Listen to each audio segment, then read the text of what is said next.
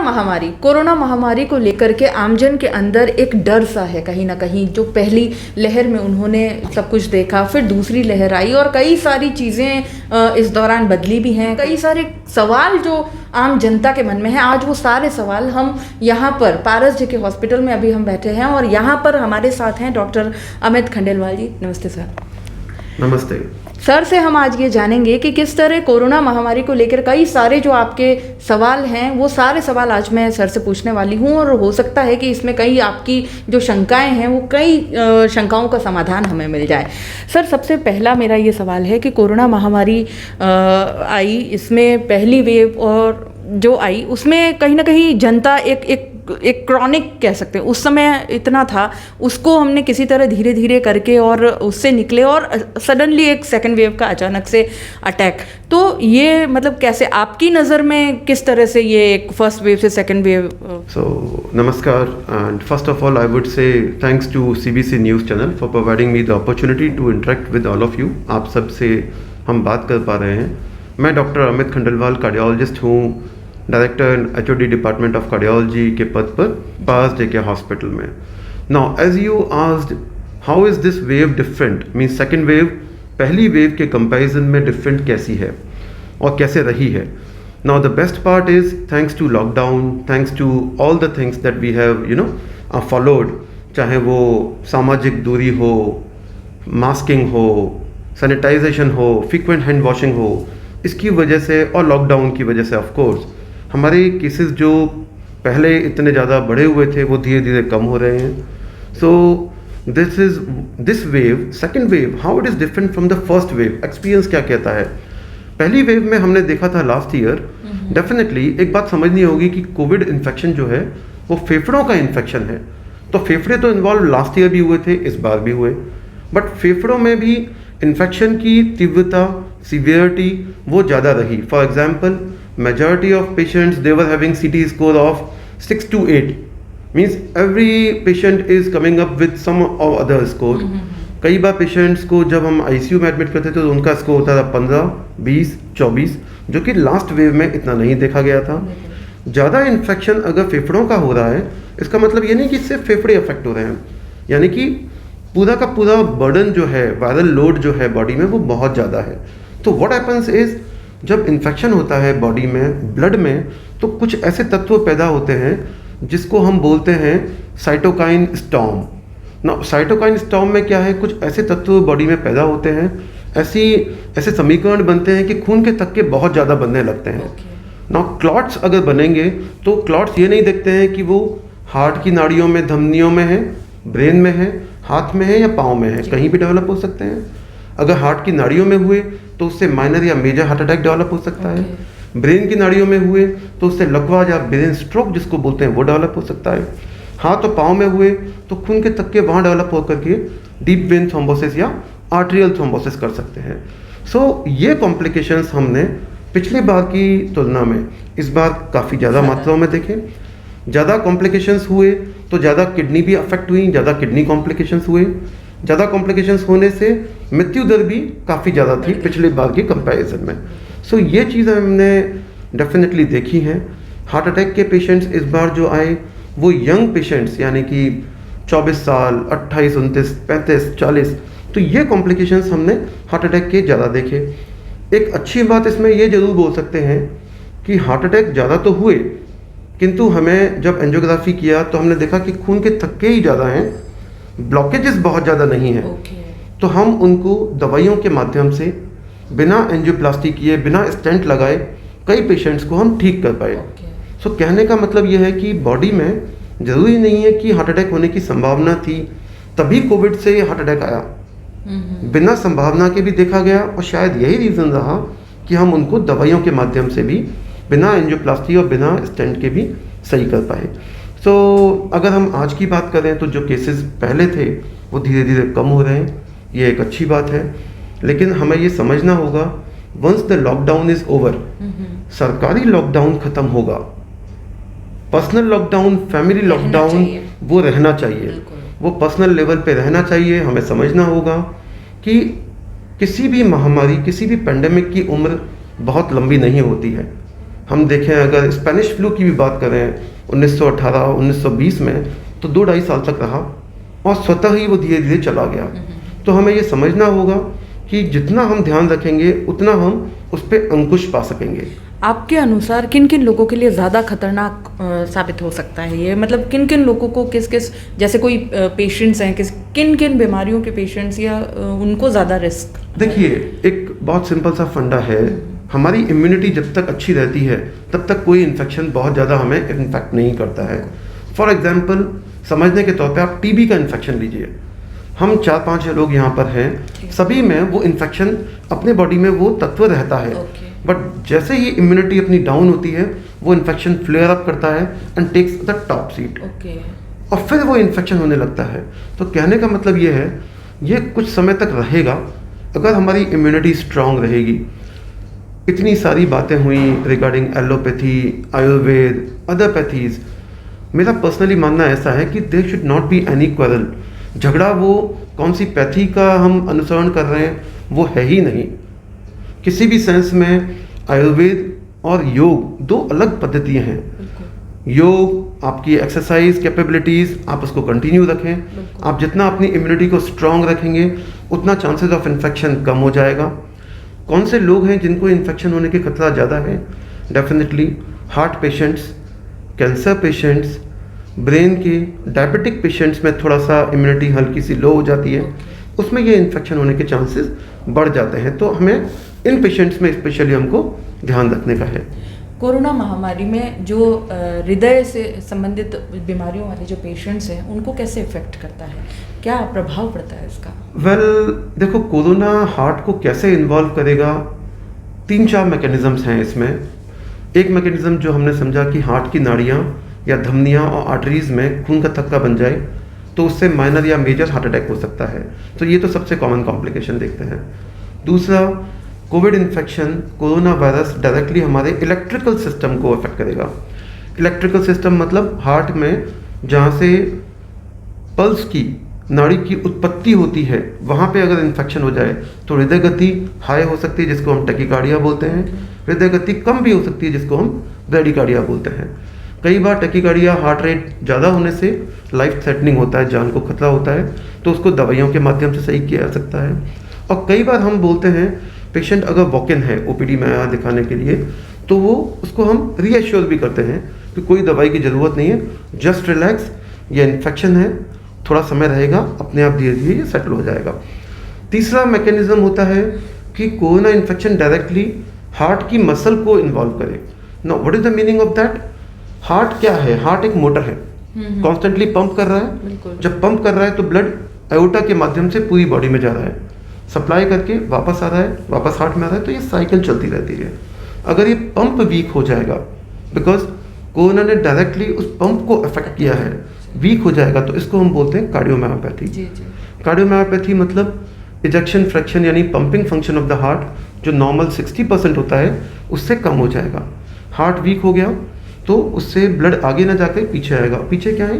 फेफड़े हैं। तो कई बार आपने सुना होगा कि थोड़ा चलते हैं सांस फूलती है, रात को नींद नहीं आ पाती बिकॉज सांस अगेन बहुत एक मेजर सिम्टम सामने आया। One of the major symptoms is, एक तो फेफड़ों के इन्वॉल्वमेंट के होने की वजह से कोरोना में होता ही है, दूसरा हार्ट की मसल वीक होने की वजह से, जिसको हम कार्डियोमायोपैथी कहते हैं। पाँव में सूजन आ जाना, आंखों के आसपास सूजन आना, नौशिया या वॉमिटिंग, मितली होना, जी घबराना, तो ये सारे परिचायक हो सकते हैं कार्डियोमायोपैथी के। तो ये 3 मैकेनिज्म्स हैं जिससे हार्ट अफेक्ट हो सकता है। क्योंकि आप कार्डियक पेशेंट्स को ट्रीट करते रहे हैं, तो सर क्या आपको लगता है कि कोरोना में इस बार मतलब पेशेंट्स को ज़्यादा कार्डियक अरेस्ट हुए? अगर हाँ तो क्यों? देखिए, ये तो हम डिस्कस कर ही रहे हैं कि लास्ट ईयर के कंपैरिजन में ये कॉम्प्लिकेशंस भरा साल रहा। कोविड तीनों मैकेनिज्म से हार्ट को ज़्यादा इफेक्ट किया है, जो हमने डिस्कस किया है। हार्ट अटैक के केसेस भी ज़्यादा आए because of all these complications. लेकिन इसको हम पहले के कंपैरिजन में डेफिनेटली हमने अच्छे से उसको ट्रीट किया है, अच्छे से हम उससे बच पाए हैं। लेकिन मृत्यु दर ज़्यादा होने का मुख्य कारण पॉसिबली कार्डियक अरेस्ट या हार्ट अटैक ही ज़्यादा रहा है। तो हमें ध्यान तो रखना ही है। अगर आपकी दवाइयाँ चल रही हैं, पेशेंट्स के लिए मेरा एक यही संदेश है कि डोंट फील लाइक कि मेडिकेशंस चल रही हैं तो उनको हम कुछ चेंज करें। अपने चिकित्सक से, चाहे वो कार्डियोलॉजिस्ट हो, चाहे वो सीनियर फिजिशियन हो, उनसे डिस्कस करें कि ये दवाइयाँ थीं और कोविड में कौन सी दवाइयाँ चलेंगी।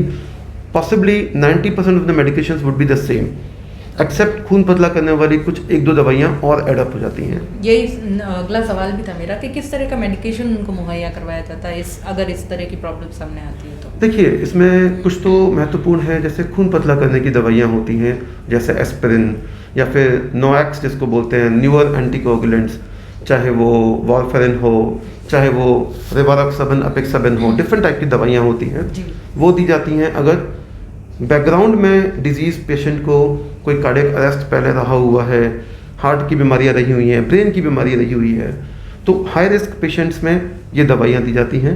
लो रिस्क पेशेंट्स में यूजुअली हम लो डोज ऑफ एस्पिरिन से भी काम चला लेते हैं। तो ये दवाइयाँ होती हैं। साथ में अगर पंपिंग फंक्शन वीक है तो उसको कंट्रोल करने के लिए कुछ और दवाइयाँ दी जाती हैं। तो depending on the patients profile कि क्या उसका बैकग्राउंड में क्या बीमारियाँ रही हैं, अभी का प्रेजेंटेशन कैसा रहा है, उसके हिसाब से हम दवाइयों का चुनाव करते हैं। वैक्सीनेशन को लेके इस वक्त बहुत ज़्यादा अवेयरनेस प्रोग्राम्स चलाए जा रहे हैं और बावजूद इसके कई लोग जो हैं अभी तक जागरूक नहीं हुए हैं।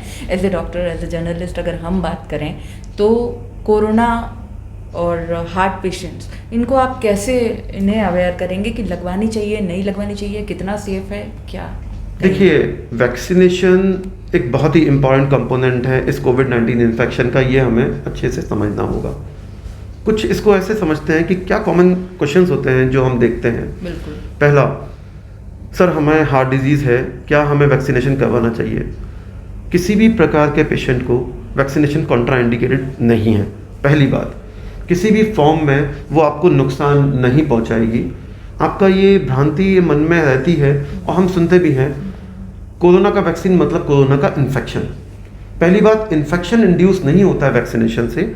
वैक्सीनेशन से एक इतनी हल्की मात्रा में एक इन्फेक्शन बोलना सही नहीं होगा। एक बॉडी में ऐसा मैकेनिज्म तैयार होता है कि उसके अगेंस्ट में एंटीबॉडीज़ बन जाए। एंटीबॉडीज़ मतलब अपना डिफेंस मैकेनिज्म उस इन्फेक्शन के प्रति स्ट्रांग हो जाए, जिससे कि हमें, अगर बहुत अच्छी बात है हमें अभी तक कोविड नहीं हुआ है, लेकिन फ्यूचर में कोविड ना हो उससे हमें बचना है। ये कौन कहता है कि एक इन्फेक्शन हो गया दूसरा नहीं होगा? दूसरा इन्फेक्शन तो आ ही सकता है। तो वैक्सीनेशन ड्राइव से आप डिफेंस मैकेनिज्म स्ट्रांग करते हो। समझिए इसको इस प्रकार से कि क्या बॉर्डर पे हमेशा लड़ाई हो रही है? क्या बॉर्डर पे हमेशा लड़ाई तो नहीं हो रही है? We saw last war in Kargil 1999, यानी कि ऑलमोस्ट 22-23 साल पहले, बट बॉर्डर पे आज भी सारी तैनाती है, वहाँ पे अपनी फोर्स है, सावधानी उतनी है। सावधानी उतनी है। मेरा मतलब हमारी तैयारी स्ट्रांग होनी चाहिए। वैक्सीनेशन आपको उस इन्फेक्शन के प्रति डिफेंस मैकेनिज्म को स्ट्रांग करता है। तो वैक्सीनेशन तो आपको करवाना ही है। हार्ट पेशेंट्स को कुछ खून पतला करने की दवाइयाँ चल रही होती हैं, उससे भी कोई फ़र्क नहीं पड़ेगा। सिर्फ एक वारफेरिन नाम की और एंटीकोगुलेंट नाम की दवाइयाँ होती हैं, उसके प्रति आप एक बार अपने कार्डियोलॉजिस्ट से या अपने सीनियर फिजिशियन से डिस्कस कर सकते हैं। तीसरी बात, सर कौन सी वैक्सीन लगवाएं? कुछ घर में बोलते हैं कोविशील्ड लगवाओ, कुछ कोवैक्सीन लगवाओ। सो तीनों ही वैक्सीनेशंस अपने यहाँ पे जो अवेलेबल हैं, कोवैक्सीन, कोविशील्ड और स्पुतनिक वी, तीनों ही मोर लेस इक्वली इफेक्टिव हैं, अच्छे से कारगर हैं, कोई साइड इफ़ेक्ट्स नहीं है। देखिए, हल्के फुल्के side effects of flu like symptoms हो सकते हैं, जैसे बॉडी एक होना, हाथ पाँव में दर्द होना, हल्का सा जहाँ अपने वैक्सीनेशन किया है वहाँ पे हल्का सा स्वेलिंग होना, वो सब 1-2 दिन में मिट जाते हैं। और कई बार अगर आपको ज़्यादा सिम्टम्स हैं तो डोलो नाम की दवाई 650 मिलीग्राम की आती है, जो commonly over the counter available है। आप उसको खाना खाने के बाद में एक गोली लेकर के रात को सो जाएं, next day you will be feeling as fresh as normal. So ये कॉमन चीज़ें हैं जो अक्सर वैक्सीनेशन के बारे में है। It is purely a myth, ये भ्रांति है कि वैक्सीनेशन से हमें इन्फेक्शन होगा। Please go for the vaccination. पहली वेव से सेकेंड वेव तक, क्योंकि आप तो सर कोरोना वॉरियर्स हैं, कांस्टेंट आप इसमें लगे हुए हैं, क्या खतरे और कितने बदलाव आपने देखे हैं इन दोनों स्ट्रेन में? देखिए, स्ट्रेन्स के ऊपर डिस्कस करने जाएंगे तो ये कॉम्प्लिकेटेड हो जाएगा। आम जन के लिए ये स्ट्रेन्स की इंफॉर्मेशन भयावह हो सकती है, डराने वाली हो सकती है, तो forget about the strains. Yes, definitely किसी भी इन्फेक्शन के कुछ नेचुरल प्रोसेस में म्यूटेशंस होते हैं जिनको हम स्ट्रेन्स बोलते हैं। कुछ कभी कभी कॉम्प्लिकेटेड हो जाते हैं, कुछ थोड़े ज़्यादा लीथल होते हैं, यानी कि मृत्यु दर थोड़ी सी ज़्यादा होती है। तो forget about discussing about the strains, but yes, एक बात हमें समझनी होगी, infection is going to stay for some time. हम अपने आप को कैसे, बॉडी मैकेनिज्म को कैसे स्ट्रॉन्ग रख सकते हैं, हम स्वयं का नियमित लॉकडाउन कैसे निर्धारित कर सकते हैं। Just don't go out for just like that without means purpose. आप अपने ऊपर संयम रखें, इन चीज़ों से बच सकते हैं। तीसरी चीज़ जो मोस्ट इम्पॉर्टेंट है अभी, कि क्या थर्ड वेव आने वाली है। Well, third wave concept is like, हम देख रहे हैं कि ये सेकेंड वेव आई क्यों। एक लॉकडाउन हुआ, उसके बाद में वापस से लोग एकदम अनाप शनाप बाहर निकलने लगे, मास्क भूल गए कि अब तो कोरोना गया, and we got the second wave. The similar thing is possibly going to happen. जब लॉकडाउन खुलेगा तो हमें all more than ever before पहले से ज़्यादा एहतियात बरतनी है। थर्ड वेव कंफर्म आएगी, ये कोई नहीं बोल सकता। लापरवाही एक बड़ा कारण, लापरवाही एक बड़ा कारण है। दूसरा एक चीज़ है, जितना हम संयम रखेंगे, चाहे वो किसी भी तरह की हो, घर के अंदर हो, सोसाइटी में हो जहाँ हम रहते हैं, चाहे हम हॉस्पिटल जाएं, वहाँ हमें एहतियात बरतनी है। हमें अपने वर्क प्लेस पे जितना हम सचेत रहेंगे, उतना हम इस थर्ड वेव से बच सकते हैं। एक और कॉमन चीज़ जो मैं देख रहा हूँ पिछले कुछ समय से न्यूज़ चैनल्स पे भी, और पेशेंट्स भी पूछते हैं कि क्या थर्ड वेव बच्चों के लिए भयावह होगी। बिल्कुल। देखिए, इस कॉन्सेप्ट को समझें कि कोई म्यूटेशन या कोई स्ट्रेन ऐसा नहीं आने वाला है कि ये बच्चों को ही इन्फेक्ट करेगा। क्यों? कोरोना की, कोविड-19 की उम्र महज 2 साल है, तो हमें कभी भी नहीं मालूम था कि ये कौन से एज ग्रुप को अफेक्ट करेगा। पहली वेव में हमने देखा कि बुजुर्ग ज़्यादा अफेक्ट हुए क्योंकि वो इम्यूनो कॉम्प्रोमाइज्ड हैं। सेकेंड वेव में हमने देखा कि थोड़ा थोड़ा वैक्सीनेशन हो गया है, बुजुर्गों का हुआ है। कौन एक्सपोज थे? एडल्ट्स एक्सपोज थे, वयस्क लोग एक्सपोज थे, इसलिए वो लोग ज़्यादा अफेक्ट हुए। थर्ड वेव में हम देखेंगे कि मेजॉरिटी ऑफ वैक्सीनेशन हो चुका है, स्पेशली एडल्ट्स का हुआ है, बच्चों का 18 साल के कम उम्र में अभी तक नहीं हुआ है। तो वो सबसे ज़्यादा वल्नरेबल ग्रुप है, हमें उन्हें बचाना है। ऐसा नहीं है कि ये इन्फेक्शन सिर्फ बच्चों को ही होगा, एडल्ट्स को भी होगा, लेकिन एडल्ट्स को इम्यूनाइजेशन या वैक्सीनेशन की वजह से हम बचे रहेंगे। थर्ड वेव को हमें तैयारी रखनी है, जितना हम तैयार रहेंगे उतना हम उनसे बचे रहेंगे। लेकिन ऐसा नहीं है कि इन्फेक्शन सिर्फ बच्चों को होगा, हो ये किसी को भी सकता है, लेकिन क्योंकि एक मेजर ग्रुप इससे अपने आप को वैक्सीनेशन के द्वारा थोड़ा बचा चुका है, तो कहीं ना कहीं ये अब बच्चों के लिए थोड़ा सा absolutely, so we have to be cautious from children points of view. Although एक अच्छी बात यह है कि कुछ ट्रायल्स जो अपने देश में भी चल रहे हैं, बाहर भी चल रहे हैं, लेस देन 18 ईयर्स की एज के, वो शायद पॉजिटिव प्राइमा फेसिली प्रथम दृष्टया पाया गया है कि they are going to be effective more than 2 years of age में। सो लेट अस सी कि सरकार उसको कब इम्प्लीमेंट करती है, कब वैक्सीन कंपनीज ग्रीन सिग्नल देती हैं कि yes we can go ahead with vaccination of children also.